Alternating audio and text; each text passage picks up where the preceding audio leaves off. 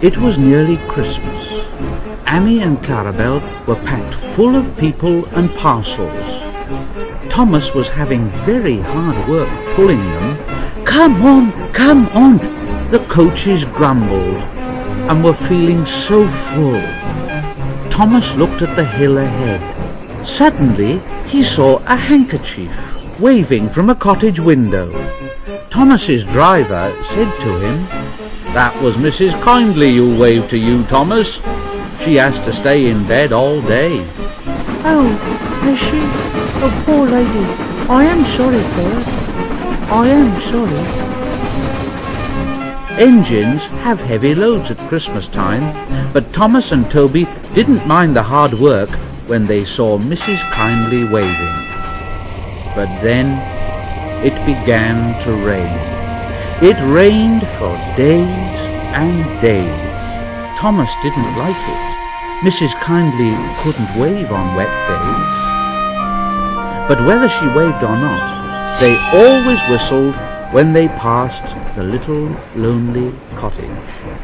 Then, one day, Thomas's fireman said, "Hello, look at that." The driver came across the cab. "Ah, something's gone wrong there."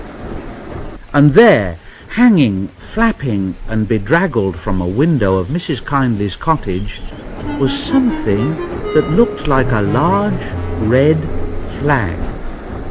"Mrs. Kyndley needs help, I expect. Let's stop, Thomas." And he put on the brakes, and Thomas gently stopped.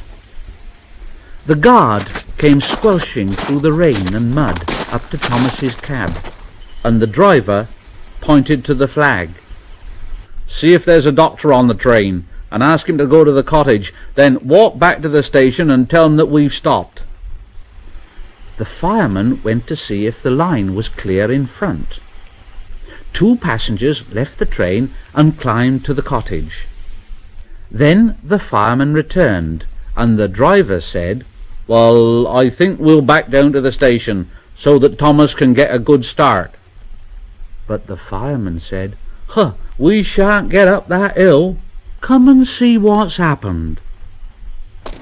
They walked along the line, round the bend, and the driver said, "Whoa, Jiminy Christmas. Go back to the train. I'm going to the cottage."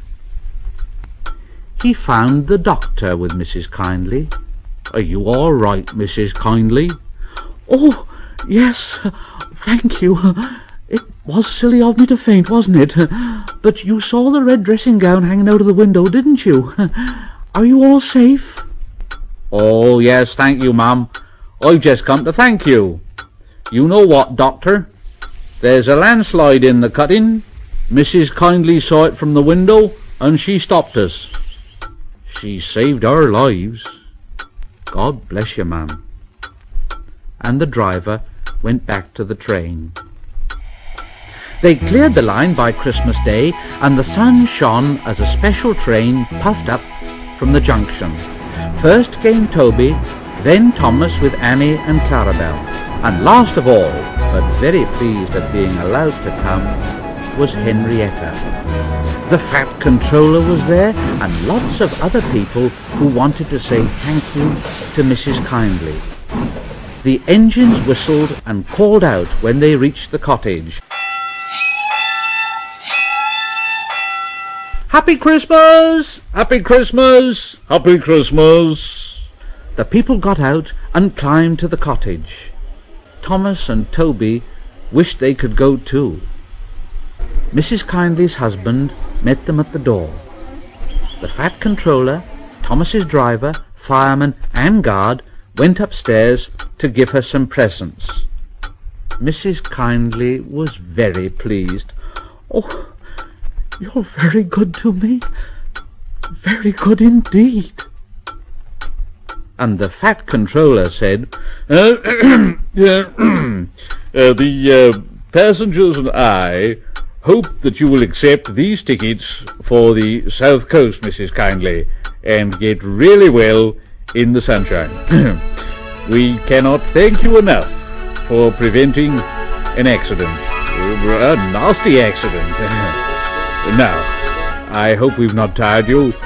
Goodbye, and a happy Christmas. Then, going quietly downstairs, they joined the group outside the window and sang some carols.